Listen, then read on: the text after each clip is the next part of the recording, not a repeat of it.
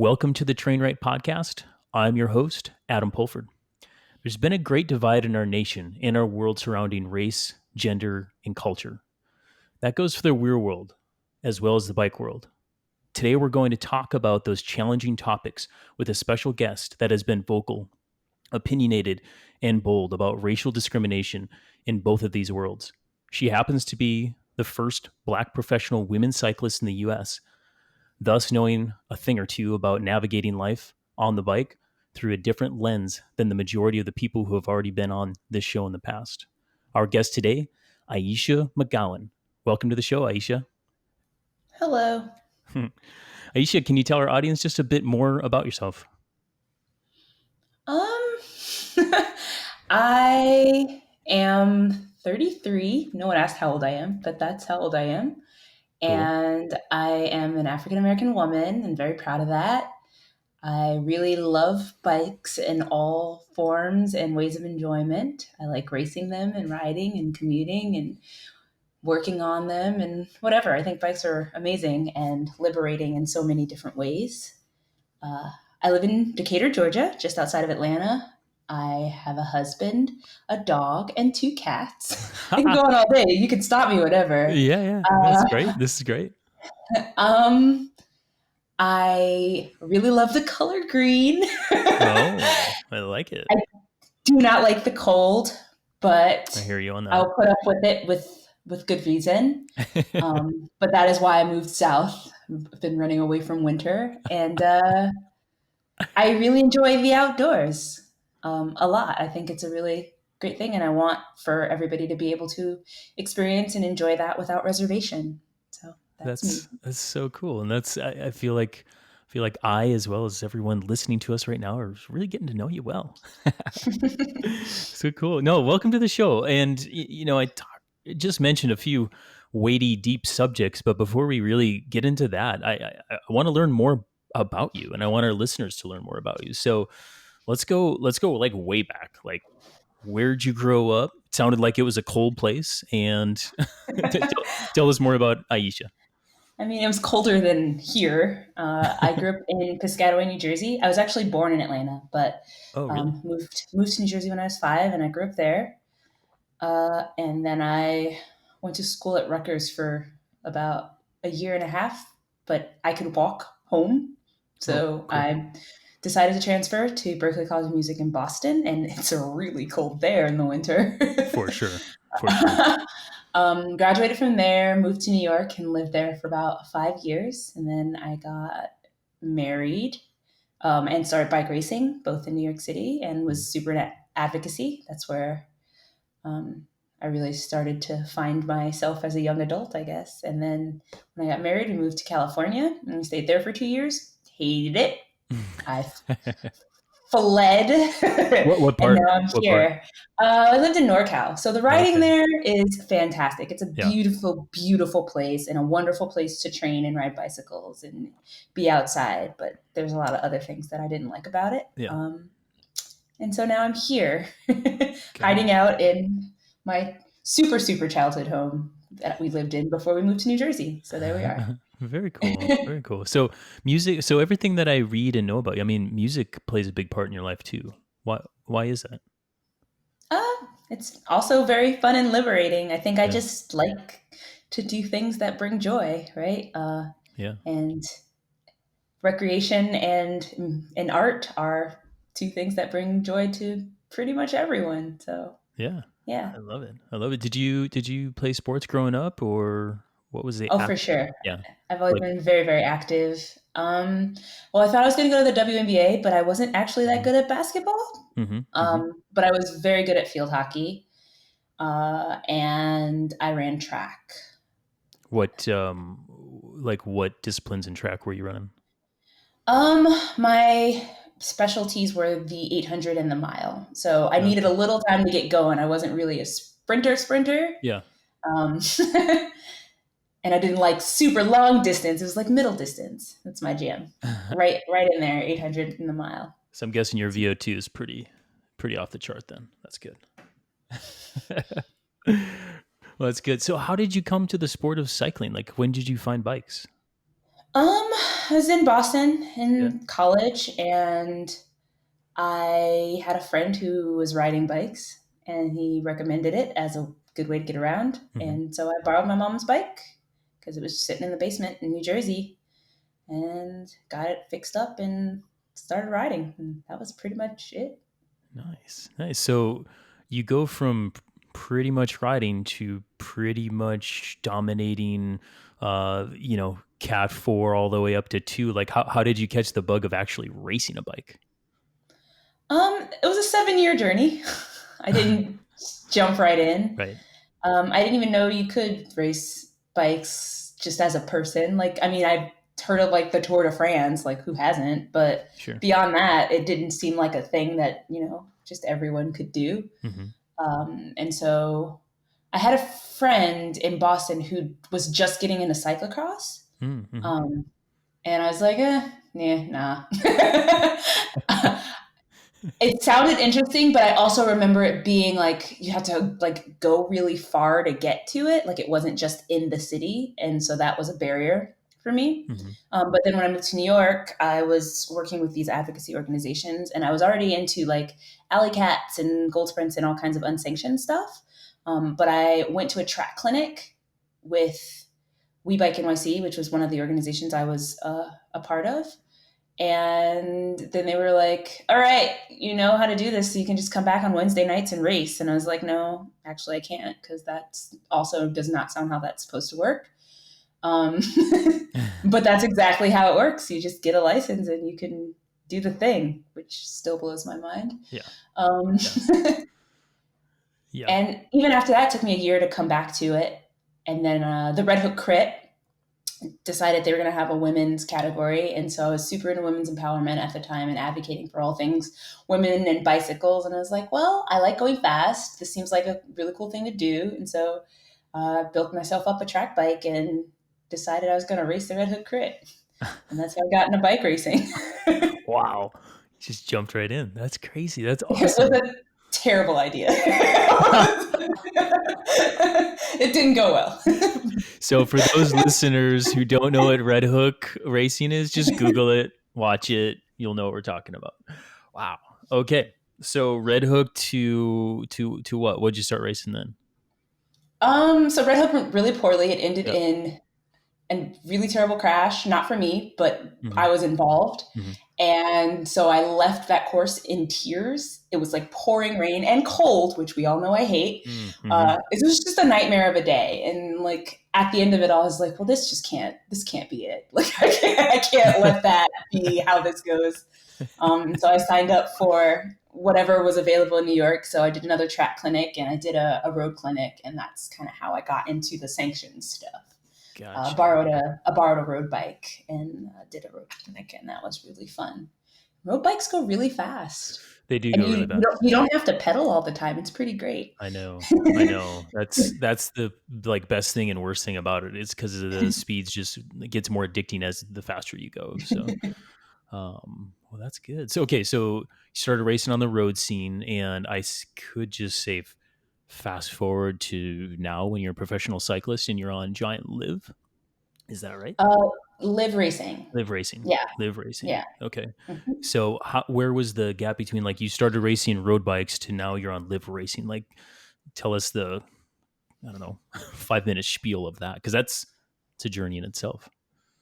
Um, so I started racing road.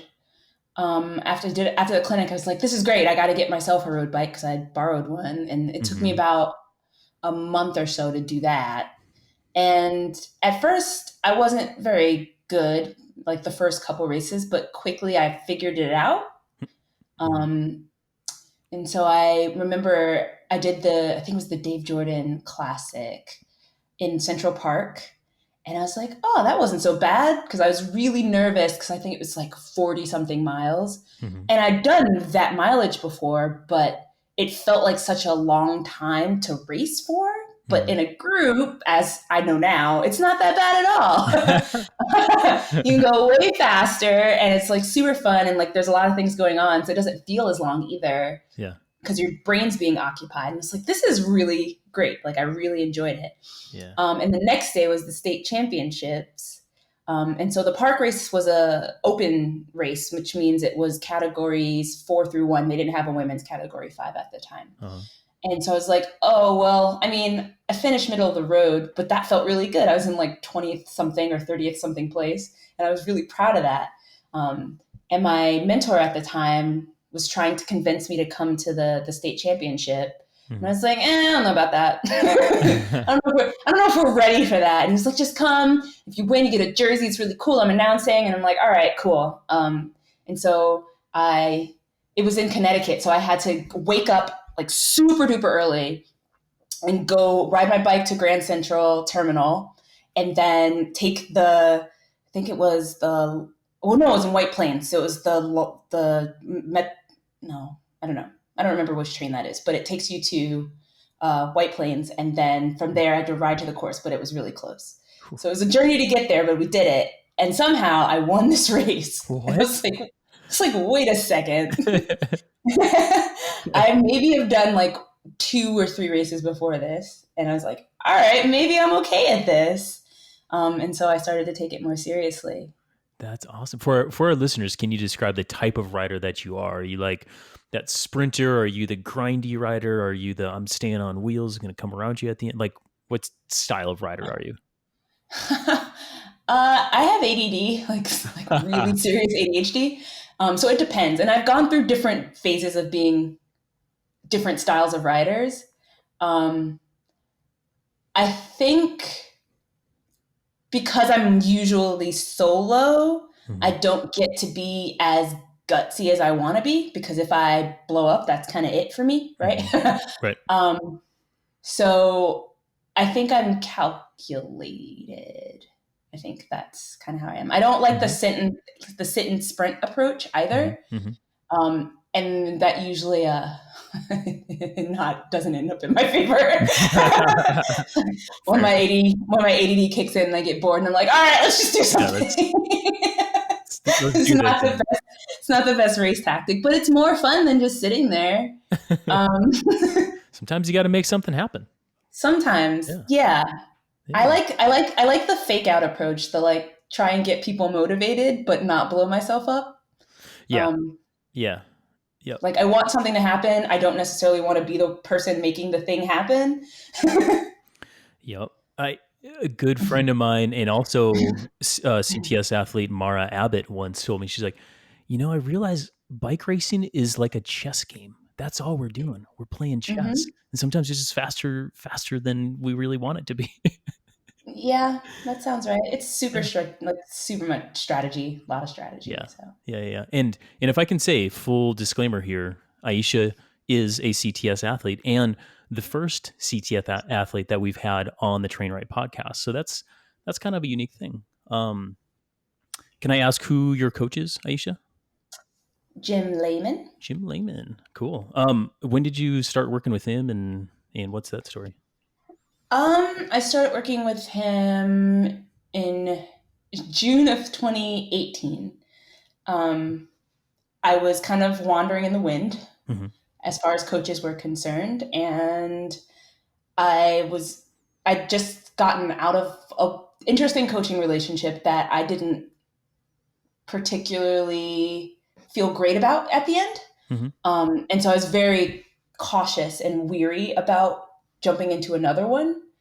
And so I did my due diligence. I never told Jim, but I did call around and ask. As you should, as an athlete should. Ask folks if this was a good move. And everybody I've ever spoken to about Jim always lights up and is like, yeah, that guy. He's the one. And I'm like, all right, well, I mean, that sounds great. I want to work with that kind of person that makes people light up. So it's been wonderful. Cool. Yeah, that's Jimmy for sure. You found a good coach. Absolutely. I think I glossed over the after you dominating the state championship story all the way to where you're at now as a professional cyclist on Live. If you want to bridge that gap for us, please. It was a lot of racing in between. Some good results, some bad results, and a lot of being by myself and reformatting how I approached things. But I think eventually I found my groove, and here we are. Very cool. And can I Yeah. ask you? Can I ask you maybe a personal? It's a little bit more of a personal question, but I think you'll like it. Okay. What is your husband Will? How does he play a role in this story too of you becoming a professional cyclist? Um, I don't know. I think the thing that Will did that was actually really great was kind of stay out of my way. Yeah. um, like I feel like a lot of partners and like friends or whatever, they'll get super duper involved and to the point where it's not good or healthy. Hmm. Um, and like, even if I wanted him to get involved, he was like, nope, this is your thing. Like, you are doing this thing. It's not about me. You do your thing. And he was super supportive. And I was almost never home and always training and racing and doing all the things and working, because, got to pay your rent and eat and stuff. Yeah. Um, Yeah. Well, thank you for asking that because it's totally off script of what we were talking about. But I was able to spend some time with Will, such a solid guy, and that's about what I expected the answer to be because he's like he just gets it, and I think that's when you're doing this whole bike racing dream thing, like that's the type of life partner that you need. So shout out to Will, I guess. But no, that's pretty cool. That's really cool.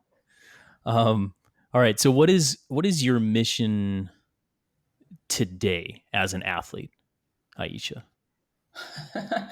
I've kind of shut off the athlete part of my brain due to quarantine and COVID because Sure. Yeah.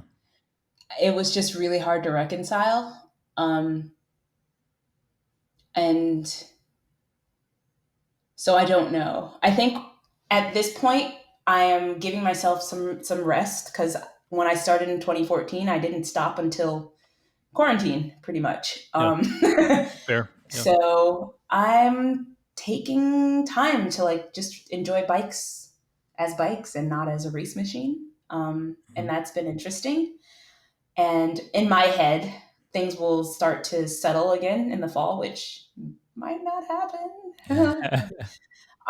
And I'll, hit the grind and get into it for next year, Yeah. for next season, Yeah. hoping there's a next season to get into. For sure. Yeah.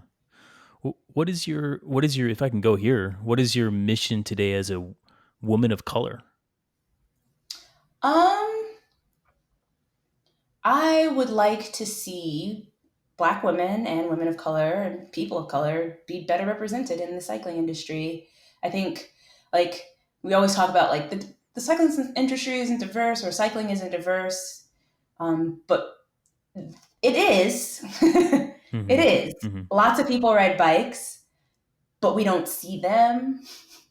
They're invisible to us. There's a huge erasure of the vast number of Black people and people of color that ride bikes. And I want to see them and I want people to see them. I want them to know that we exist and we're here and we're awesome. And that's pretty much the thing. Yeah. And Um, so if I were to say life mission as a human being, would that be roughly the same then? roughly the same. I think Mhm. the thing that's unique about cycling is that there's so many kinds of people that do it. And so it feels like a very unique opportunity to reach an audience that normally I wouldn't be able to reach, right? Mhm. Um, and so, as just a person and not a cyclist, it feels like a really great opportunity to help bridge that ignorance divide when it Yeah. comes to racial things in the world, and more specifically in the United States, but also the world. Yeah. Yeah. It's a big divide for sure. And Uh-huh. we're going to talk about that divide here today. And I know you've been talking about, writing about, thinking about this not only like your whole life, but especially since COVID.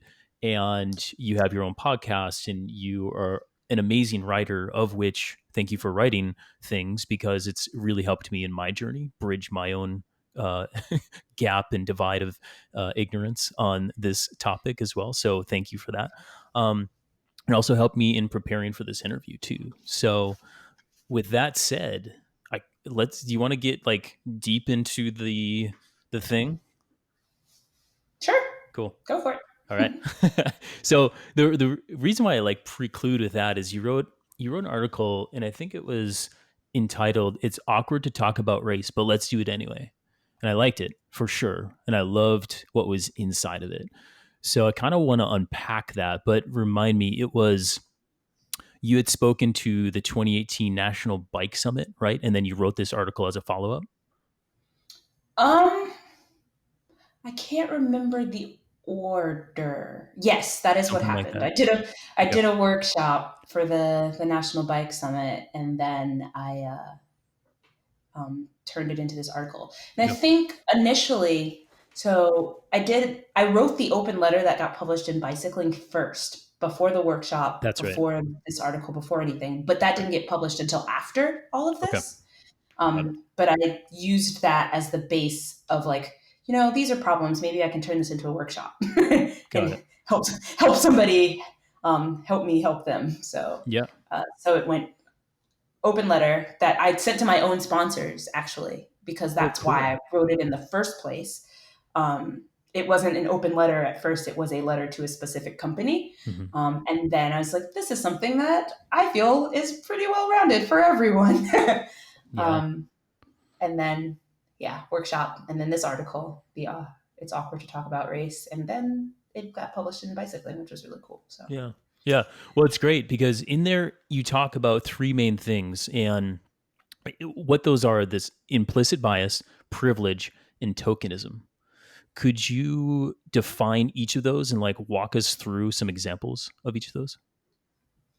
sure. So I'll just I, read the definitions yeah, because I was exactly, that's exactly. easy enough. It's super easy. So implicit bias is the socially ingrained stereotypes and concepts that affect our ideas of the people around us, even when we don't know it. And everyone has them. So I think these were the definitions that we came up with in the workshop. I like to let people use what they know Mhm. to come to an agreement. And the cool thing about having a room full of people is that we can all agree and disagree. So we add and subtract from the definition so everybody agrees on it. Um, and implicit bias is super sneaky because we all have implicit biases. For example, uh, let's see, there's an implicit bias that cyclists have to wear spandex to be considered There you cyclists go. for a Got it. lot of people. Hmm. But that's just, it's like based on stereotypes and concepts that might not be true. You don't have to be in spandex to be a cyclist. You just need to be riding a bike, right? So um, Yeah. when it comes to race, it could be the idea that Black people are inherently dangerous or thugs or criminals, which sounds like a stretch, but is not. If you're asking the wrong person. Right. And then privilege, certain advantages that are afforded specific groups, um, and they have the upper hand over other groups. So it's a power dynamic. And well, in race, there's a lot of talk about white privilege, but there are all kinds of privileges, like economic privilege.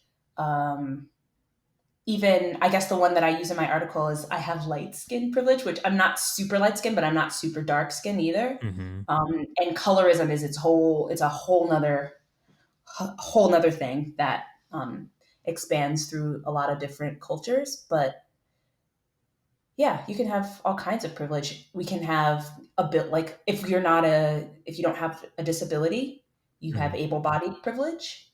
That's a privilege. You can have, I don't know, anything. It could be Yeah. anything, really. Tokenism, perpetuation of stereotypes and exploitation of a person for profit. It's this idea of using someone because of their capitalist value, right? Right. Um, so, for example, if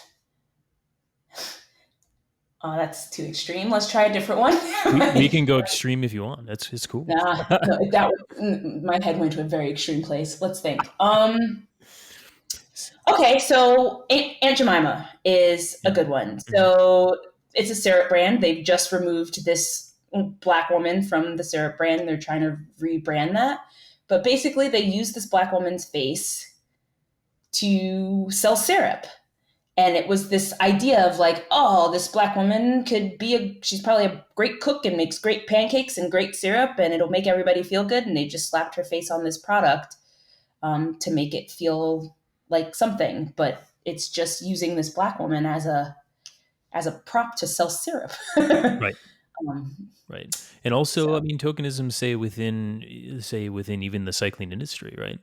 Where it's, if they, I remember you writing the article and there was no brand even involved, but it was, there were people of color represented, but those people of color were not really cyclists either. Like when they were doing their ads and taking the video and the content and things like that, but they were doing their best to try to represent, but they weren't fully representing that. Am I recalling that correctly? well, yeah, I mean, like there's this idea of like people understand that they need to present diversity in some form, Hmm. and there are qualified people to do certain For things. sure. It's not just a matter of like finding a black person to do a thing just so there's a black person present. If you Exactly. need a black person to ride a bike, then find one who rides a bike. Seems pretty Not just simple. like don't just take a random black person and put them near a bike or next to a bike and be like, all right, good enough. Yeah. um, Yeah. Yeah. Yeah. And that's I mean, it's systemic in cycling. Like it's a huge thing. And I think man, I'll just say it because this is another thing that you said, I think, in your latest article, talking about the diversity in cycling is this is a question: is cycling the whitest sport ever? that wasn't my question. I don't think it's the whitest sport ever, but it is super white. It is super white. Sorry if I misquoted you, but No, you didn't misquote me. That was okay. the journalist's question to me. Oh, okay, But it got made it. it made a very good headline, I guess. Yeah, I don't know, but it's a great question. So okay, if it's not, it is still very white. Yeah. And what is there, like five people of color in the pro tours, and they're all men, right? Um is Silence Valcar a world tour team? I don't even know. Um I don't know. I don't I know. don't know. I don't know if Teniel is a Connie Pro or a World Tour Pro. Well, we could probably do. I could Do probably a do some Google? fact checking before this podcast actually goes live. But let's just agree that there are very few people of color in the pro tour and even pro domestic today. Yeah. Yeah. So why has this happened? You should, like, in your own opinion, like, why does competitive cycling, like not adventure cycling, not a lot, but like more elite and competitive, even master style, why do they have so few people of color in this sport? Um I think it was probably very deliberate for a while. And then when it stopped being deliberate, there was no effort to equalize what was left, right? Hmm.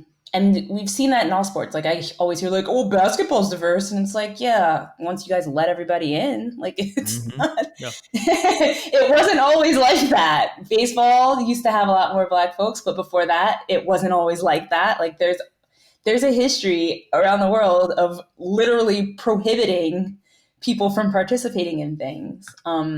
So like in the states, the League of American Cyclists used to be the League of American Wheelmen, and they literally put a color ban on the club where if you were not a white person, you couldn't be a part of it. So it's like there have been gatekeepers, and then once the gatekeepers lowered their defenses, by that point the damage was already done and there was no effort to remedy it, right? Yeah. um, and also cycling's not it's just not a very accessible sport on the upper levels. Like as an activity, I think it's pretty accessible. Right. Yeah, and there's clearly no infrastructure. There's little infrastructure set in place, at least in the United States, for that to occur. For there to be even, I mean, color aside, it's like those pipelines are not very. distinct, and kind of the way you did it in terms of becoming a pro, it's not dissimilar from the way somebody wrangles a pro contract. It's, you grind it out, you try to seek those opportunities, make the connections as best you can, but it's very wild, wild west sort of thing. And even more so for people not of privilege. Absolutely. Right. And I mean, I feel like I just had a very particular set of circumstances that allowed for me to do that. I didn't really have responsibilities beyond myself. And so Mhm. I was allowed to be selfish in that way and not make a lot of money and not worry so much about specific things that I Mhm. could dedicate myself entirely to this cycling journey. But that's not the case for everyone. And that's across, culture lines, but a lot of the time with um, in non-white communities, we are responsible not just for ourselves, but for taking care of our families. Yeah. Um, and that happens very often. Generational wealth is not a thing we have. Our parents don't always have the ability to, pay for college or pay for things. And so, because I didn't have a ton of expenses in that regard, I was able to do this. Yeah. But if I had any more responsibilities than I had, and like even with that, it was super tough. Hmm. Um, a lot of beans and rice, Yep. um, Yep. and a lot of sacrifice went into this. It was not a luxurious journey by any means, and that is pro racing in general. Yeah. But it was trash. It was not great. Yeah. Yeah. Yeah. And that's what I was just about to say. That is, like, a lot of people think this pro racing thing is really glamorous, and it's really not. I mean, there's some people at the top of pro tour and the men only that, yeah, sure, but like most, no, not really. Um, yeah, it's not that glamorous. Definitely not doing it for the money. I'll Yeah, tell you that. exactly. Tell you that much. Exactly. Exactly. Not in women's racing. Yeah. But you are, I mean, part of your cause, I remember reading you saying that if someone could see pictures or watch a video of you and see your color different than all the other white people, that it could inspire them, a person of color, to do it too, right? Like Exactly. Representation. representation. Yeah. So, Seeing yourself. yeah. I'm sure like that had to be like a huge motivating thing when, the next bowl of beans and rice came your way and the next set of intervals came your way, and life was getting real rough. Uh yes. It was the driving force. So I chose bike racing because I enjoyed it and I was good at it. But I stuck with it because of what I felt I could do with the bigger picture from it. Yeah. Um, so yeah. So, question to you, and this is a bit changing tones a little bit here, but is there an opportunity in the industry of cycling to let the doors open, so to say, as you said, like bring all the people in, all the people of color, all the people of gender, and this will be a good thing? Is there an opportunity there? I don't think there's a possibility for it to be an overnight change, but Hmm. I think we could make drastic progress, like huge progress, if we would get rid of the gatekeepers. Hmm. um, there are a lot of gatekeepers in this sport, and I think some of them really just need to go. And that'll do a lot for cycling, and not just for diversity. I think for a lot of things, to be honest. I feel like we've been holding on to tradition and legacy and the way things are for Hmm. a very long time. And when I say we, I mean I just got here like 5 years ago, but that's not the point. Right. Right. um, and a lot of people aren't like happy with the way things are beyond the diversity issue, Hmm. right? Hmm. And it is because of these gatekeepers that things are like that. Um, and so I think we just need change all around. Yeah. Do you think, and just shooting from the hip here, I mean, do you think COVID-19 is going to help in a positive way in terms of guiding that change? Because, I mean, we're just blank I slated think or what?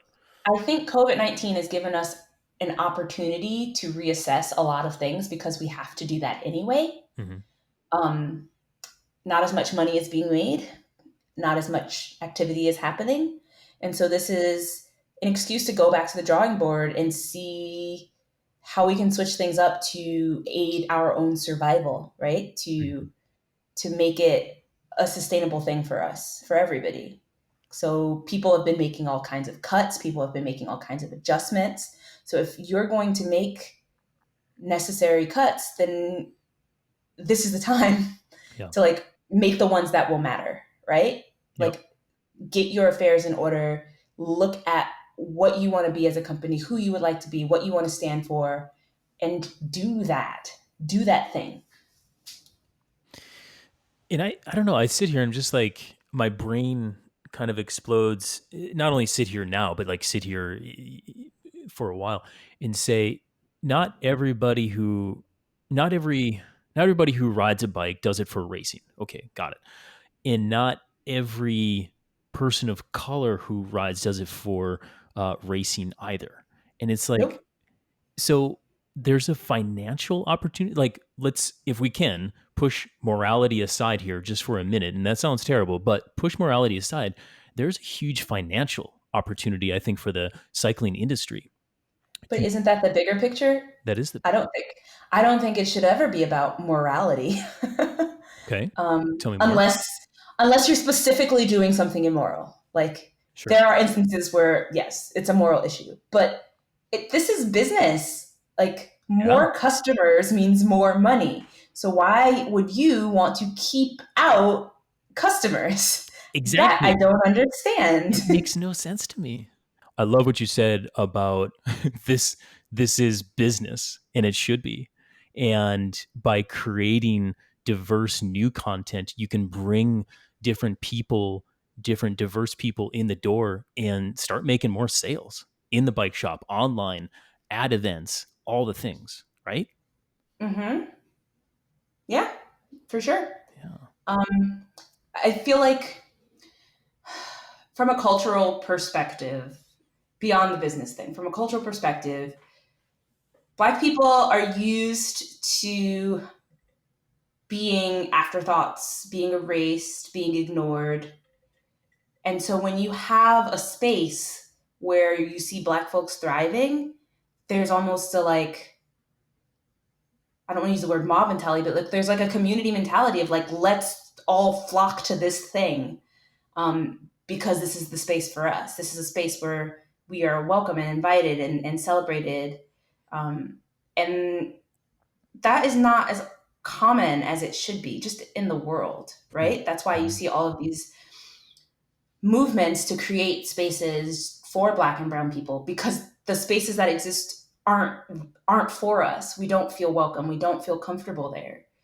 And so if we could make the bigger spaces feel comfortable and feel welcome, then we'll flock there and we will spend our money there. And that's business. Gotcha. Um, like black folks are spending money on bikes. They're like it's insane. Like I went to the Selma ride just before all of this, um, which was a historical retracing of the Selma to Montgomery march route that the civil rights movement did in order to fight for voting rights. Um, and on that ride, they were just people are so proud of their bike, right? They Mhm. invest in their bike. They want to show up. There's the next person. It's no different than any other culture in that aspect, right? Where you go to a big bike event, like give me a big bike event. They are all the same to me. It doesn't matter. Mid South. It's a gravel Great. race, but yeah. Yep, yep. Go to Mid South. Thank you for changing that name, by the way. And you see all kinds of crazy bikes there. Like people invest in this because they love it and it's an extension of them. And so you've got Black folks that are spending thousands of dollars on bikes to make it an extension of them. And they get dedicated to a specific brand. Like, oh, there are dudes that are like, I won't ride anything if it's not campy. I won't do it. Hmm. It's like, okay, but there's been so many technological advancements with, Shimano and SRAM. They're like, that's great, but I want to ride campy because I like campy. And it's like, now you've got a customer for life and you've got whoever they brought into the sport thinking the same exact things. Like, well, Roger only rides campy, so I'm going to only ride campy. And there's that mentality of like, Yeah. around these parts, that's what we ride, right? Yep. I know I'm rambling, but there's just this, I guess I call it the Black Panther effect, where it's like, Yeah. that movie, like people were coming out and dressing up and getting excited, and just like Black people want spaces that feel like they are involved. Yeah. And when you create those spaces, they show up and they flock to them. You're spot on, absolutely. And I think it happens like in every little cycling pocket, but then also within the spaces, within those cycling pockets as well. And I think like you wrote another really good article in Bike Cycling Magazine where one of those points, and I want to get into some of these but one of the points was include women and go beyond. And I think that's what you were talking about with that point is don't just include women, right? When in the sport of say cycling, or when you're trying to grow a thing, it's like include women, include people of color, include people of all gender, because when they come and they see that it is a safe space for them to do their thing and to create identity, it just grows, right? Yeah, Yeah, exactly. love it, absolutely love that. And I think the word diversity is very vague in a lot of ways. Like I've spoken to people in the past, and you have to be specific about what you mean when you say diversity. Because for the bike industry, especially when I first got here, Mhm. diversity meant including women. And in my Sure. head, whenever someone says that, I hear the word white in front of that. So it's including white women. um, Mhm. because that's the natural next step, right? And so I guess I'm hearing you like, hey guys, don't forget the women of color as well. People of color, don't forget us, we're here. Because we're always an afterthought. Like it usually goes white man, white woman, and then everybody else. Yeah. Um, So so how do we change that? Like where does it start? Where does it start? Like in the cycling industry, and of course, like that carries over to real world stuff. But where do we start with this?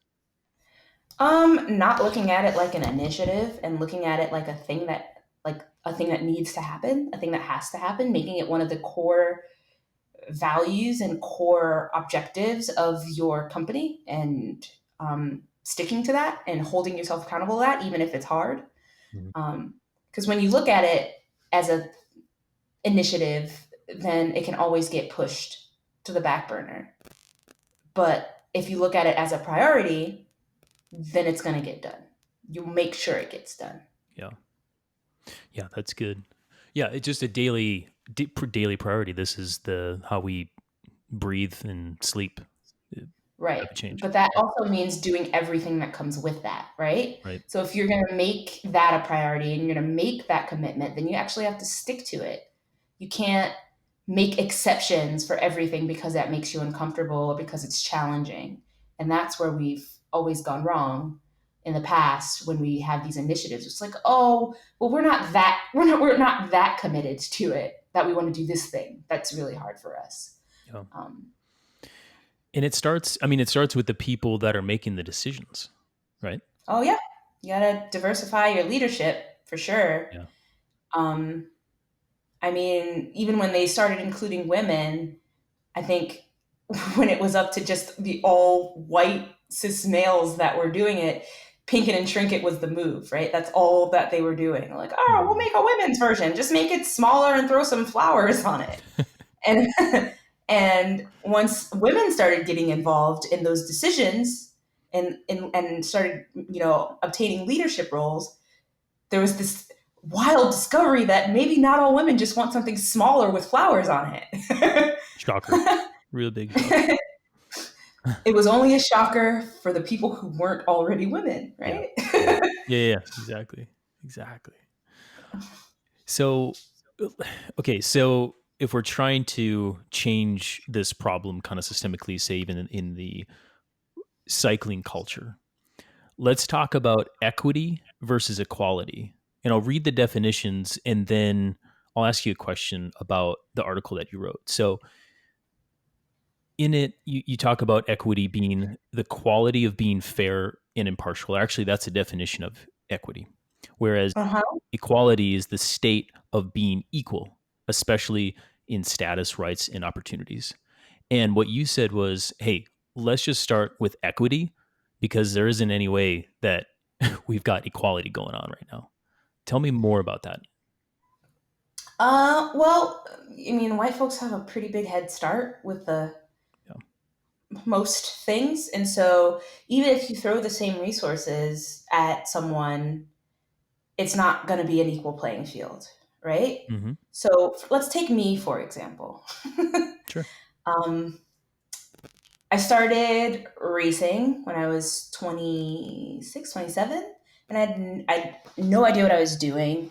And so if somebody were to throw, like I obtained a bike, but I didn't have any understanding of how anything worked.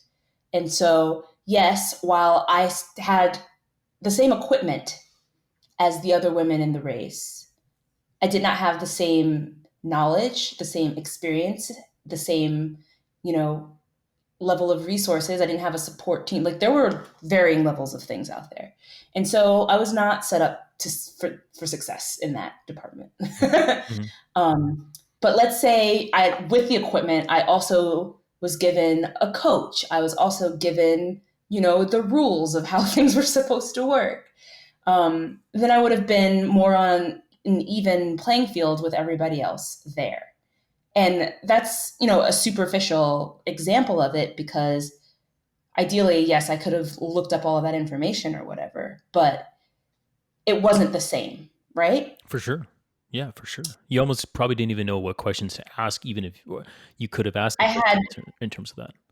I had no idea what questions to ask Yeah. until it was too late to ask them. Yeah. It was like, oh, so why did that happen? And now I know. Yeah. I think a more clear example is one that my friend Sam uses, where so the giant off-road factory team has Elliot Hmm. on it, and he's a black male, and Sam's a black woman, and she's saying, okay, if you gave both me and Elliot a mountain bike, but Elliot's in a place where he can actually practice downhill mountain bike racing. But she lives in Chicago. She has no access to hills. She doesn't have the appropriate terrain. She doesn't have the appropriate know-how. She doesn't have all of the things she needs. But you both have a bike. You both have a high quality bike. That's not enough, Hmm. right? Yep. That's equality. But equity would be giving her the resources to get herself to a place where she can train and have access to the terrain and access to coaching and access to the resources that she would need to be on the same level of playing field. Yeah. Okay. So back to equity and equality. If we are to instill change or even the thought of change, say in the cycling industry, we're talking at least hiring people of color, different backgrounds, LBGQT, for example, to start making decisions and creating the content and creating the products that people are writing, right? Yeah, I mean, it's all about perspective, right? And right now, like I mentioned the women's bike stuff before. Mm-hmm. Before, this perspective was always cis white men, and it Mm-hmm. still sort of is. But Yeah. you got a couple, white women in there now as well. But not. There are very few companies that have people of color at the top of things, right? Mm-hmm. Or even near the top of things.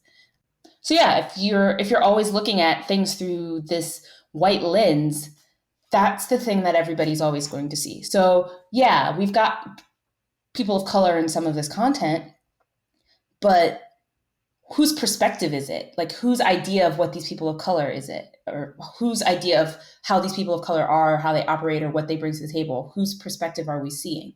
Even with some of the stuff that's been made about me, like I'll look back at it and I'm like, this does not feel like me, right? It's often like the same story of like, I want to be the first, and like the super dramatic, like almost like a pity party type thing. Hmm. And that's not how I see myself, and that's not how I feel, and that's not the message that I want.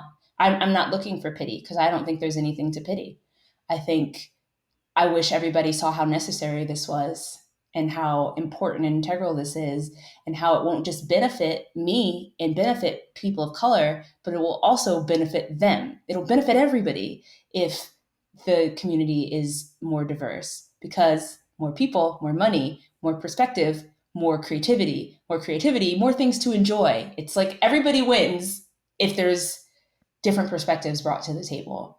Yeah, that means things will have to change and we won't see all the same things all the time. But doesn't that sound exciting? No? Sounds exciting to me. Yeah. I don't know. I would like to see new things. I think new things are great. Yeah. No, I agree with you. In new things are change, but as we alluded to, change can be scary too, and that's the fear of it, right? Um, that's the real fear. But in order to instill change, you in your article in Bicycling Magazine, you kind of wrap up and you say, keep asking questions, keep asking the hard questions. So, Well, yeah. So I think, I mean, I feel like in 2018, I was writing a lot about creating content and paying attention to that. mhm, So the workshop that I did was about content specifically and how to keep diversity in mind when you're creating content. Yeah. And so I was trying to get people to understand, and I guess if there's people listening, what I want people to understand is that when you set those standards at the beginning of this is the content that I'm going to make, this is the thing that I'm going to do, you have to, at every step of that process, make sure you're holding yourself to that, asking yourself the questions of, is this the thing I set out to do? If it's not, is it changing into something that's better or something that's worse? Is this making me uncomfortable? Why is it making me uncomfortable? Am I afraid to do this thing? Why am I afraid of doing this thing? mhm, Because usually the answers to those questions are rooted in our own like insecurities about something, mhm. and not based on what actually needs to happen. Yeah, I mean, it's living the examined life, which I think every everybody could benefit from that. I didn't say everybody should, and not everybody definitely doesn't do that. But asking yourself those questions, asking other people those questions, and living that examined life to further yourself kind of every day, right? To bring awareness, to bridge that gap of that huge divide of ignorance, as you were talking about Right. before. Yeah, Mm-hmm. yeah. Oh man, this is good stuff. This is really good stuff, and we're right about at the hour here, Ayesha. And I think it's time to about summarize and take this thing home. What do you think? It's your podcast. Love it. Well, in summary, I guess race is an awkward topic, but it needs to be addressed in this country, in the world, and in this cycling industry. We covered a lot today, so thank you, Aisha, for uh, talking about all of it with us. And perhaps we stirred some emotion in our listeners, but that's fine.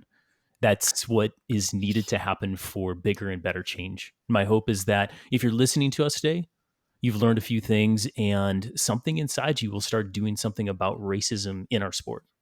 How? Well, let's ask Aisha a few more questions. So, Aisha, the last three questions I have for you, just kind of like random scenarios, and we'll just go kind of rapid fire through them. And the intent is for our listeners to just take something away from this section in particular, if anything else, other than the rest of this amazing podcast we just had. So, first question: if a white athlete is listening to this conversation, stirs the emotion in them, and they think to themselves, how can I start making a change in my own little world? But they're an athlete, they're not in the cycling industry. How can they do that, in your opinion? Um, I think the best thing that white folks can do is make racism really inconvenient, Hmm. because it's been perpetuated this long because it's convenient. It's the easier thing to do. It's more gauche to like call somebody out on racism publicly or loudly or just at all than it is to let it slide and then like secretly be upset about it later. Like that doesn't do any good. Make it uncomfortable, make it inconvenient. Call people out if you need to. If they like if somebody like walked in a room and like slapped your mom, you wouldn't let that slide. So why would you For let sure. racism slide? It's not any better. I'm not going to lie to you. Make racism super inconvenient, however, whatever that means to you. If it's calling out your teammates, your sponsors, your friends, your family, I don't know, whoever, Yeah. just don't let it slide, even if there's no people of color present. I think there's this like idea where we have to defend people of color. And that feels more, performative. But how are you behaving if there's no Black folks around or no people of color around? Are you Yeah. still as consistent? Are you still calling your friends out? Or are you letting them secretly make racist jokes behind closed doors? Because that's not helping. Um, Yeah. that's my answer. That's a fantastic answer. Question number 2. If a Black athlete listening to this episode hears you and thinks, I want to be more like her, what would you tell them? I'm pretty awesome, but I bet you're cooler than me. So be yourself and like do whatever makes you happy, because that's kind of how I roll. Love it. I guess that's how you can be more like you and more like me at the same time. Yeah. Perfect. Perfect. All right. Final question.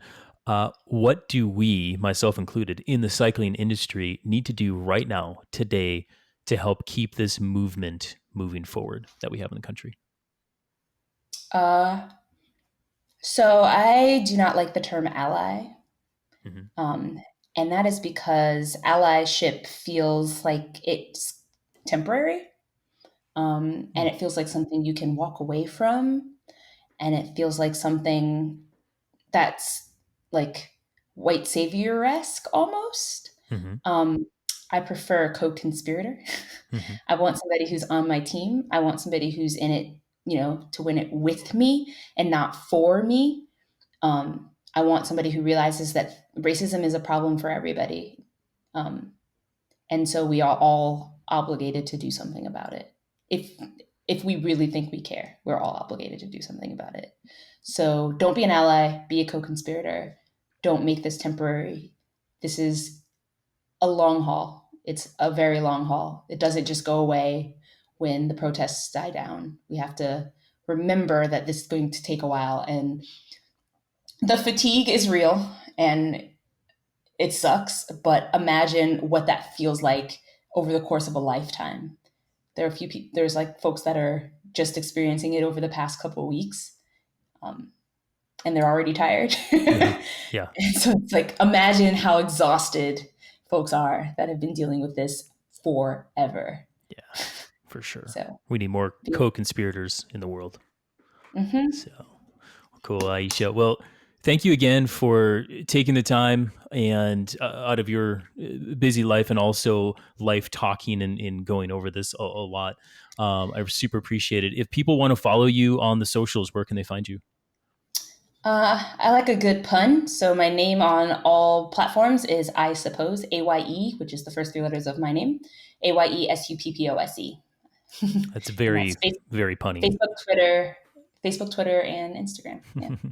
Cool. We'll put that in the show notes that everybody can find on the landing page at the Train Right podcast, and we'll have a little bit more of a write up with of Aisha, as well as maybe some links to her articles as well. So if you're listening, make sure to go to the website and follow her a little bit more. So Aisha, thank you again. Thank you.